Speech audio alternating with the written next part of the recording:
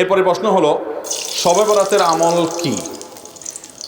শবে বরাত অর্থাৎ যেটাকে হাদিসের ভাষায় বলা হয়েছে মধ্য শাবানের রাত, শাবানের মধ্য রজনী, 14ই শাবান দিবাগত রাত, এটাকে আমাদের সমাজে বা পাক ভারত মহাদেশে এই অঞ্চলে ইরানে এই সাইডে শবে বরাত বলে। হাদিসে কোনো শবে বরাত নাই, হাদিসে আছে লাইলাতুন নিসফি মিন শাবান। তো যাই হোক, বরাত মানে যদি মুক্তি হয় তাহলে সে অর্থে ঠিক আছে। এই রাতে আল্লাহ তাআলা মুশরিক যারা শিরকে লিপ্ত এই লোকগুলো ছাড়া, হিংসুক ছাড়া, বেদাতে লিপ্ত ছাড়া, যে ব্যক্তি সুন্নাহ মেনে চলতে চায় না এই লোকগুলো ছাড়া বাকি সব ইমানদারদেরকে সাধারণ ক্ষমা ঘোষণা করেন।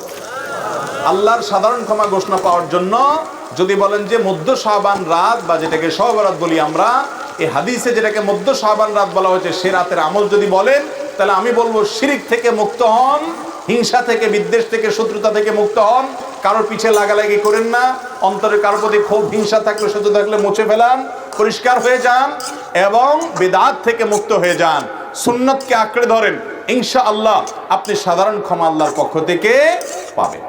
কথা কি বুঝাতে পারছি? এছাড়া যদি এরাতে কেউ ব্যক্তিগতভাবে আমল ইবাদত করে, অন্য রাতেও করে, এরাতে আল্লাহ ক্ষমা করেন, এতটুকু অন্তত হাদিস দ্বারা সাবেত অবশ্যই আছে। সেই বিষয়টা লক্ষ্য করে, রাতের ফজিলত একেবারে উড়িয়ে দেওয়ার মতো না, সে বিষয়টিকে লক্ষ্য করে যদি কেউ ব্যক্তিগতভাবে আমল ইবাদত করে, বিদআতি কোনো রূপ পরিগ্রহ না করে, তাহলে সে তার জন্য জায়েজ আছে। কিন্তু আমাদের দেশে যেটা হয়, শবে বরাত মানে হলো মসজিদে দলবদ্ধভাবে জিকির করতে হবে, দোয়া করতে হবে, দলবদ্ধভাবে অনেক কিছু করতে হবে, নফল বিশেষ করে সুন্নত আমল এটা একা একা করার যেগুলো সেগুলো একা একাই করতে হবে, যেগুলো দলবদ্ধভাবে করার কোনো নির্দেশ নাই সেগুলোকে দলবদ্ধভাবে করলে সেটা ভুল হবে।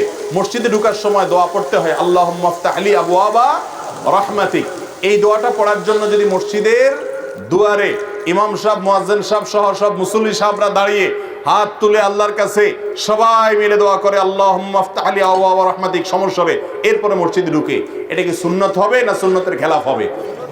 ঠিক একইভাবে এই রাতে নবী করিম সাল্লাল্লাহু আলাইহি সাল্লাম, সাহাবায়ে কেরাম, সালাফ থেকে মসজিদে এসে দলবদ্ধভাবে কোনো দোয়া ইবাদত বন্দেগী ভাবে আমরা যেভাবে করি এরকম করার কোনো বর্ণনা পাওয়া।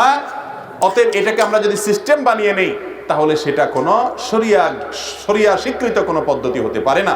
বিধায় এই রাতকে কেন্দ্র করে অনেক কাজ, বেশিরভাগ কাজগুলো আমাদের সমাজ যত কাজ প্রচলিত আছে সব রাতকে কেন্দ্র করে বেশিরভাগই কোনো এগুলার কোনো অস্তিত্ব হাদিসে খুঁজে পাওয়া যায় না। যেমন হালুয়া খান, শবে বরাত মানে হালুয়া, এটা তো একটা কমন আইটেম। ভাই হালুয়া কারোর খাইতে চাইলে খান, ভিন্ন কথা, কিন্তু এই রাতে খাইতে হবে এই হাদিস বানায়া, জাল হাদিস বানায়া খাওয়া জায়েজ নাই। আপনি এমনি অন্য সময় খান, এ রাত্রেও খান, কিন্তু আপনি অন্য কোনো সময় খান না। এটা মেয়েটার খাওয়ার ফজিলত বানাইছেন কি, যে নবীজির দাঁত ভাঙছে সেজন্য হালুয়া খাইছে, তাই আমরা ভালো দাঁত নিয়ে হালুয়া খাইতেছি।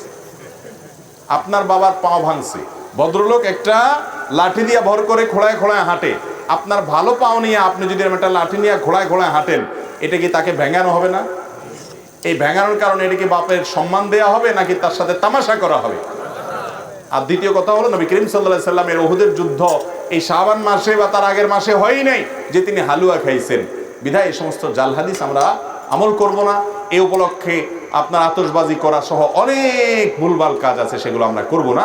বাকি রাতে আল্লাহ তাআলা মানুষকে ক্ষমা করেন, আপনি আল্লাহর কাছে ক্ষমার আশা করেন, শিরক থেকে এবং হিংসা থেকে, বিদআত থেকে নিজেকে পরিচ্ছন্ন করেন, আল্লাহর কাছে দোয়া করেন, সেটা ভিন্ন বিষয়। আল্লাহ তাআলা আমাদেরকে বুঝার তৌফিক দান করুন।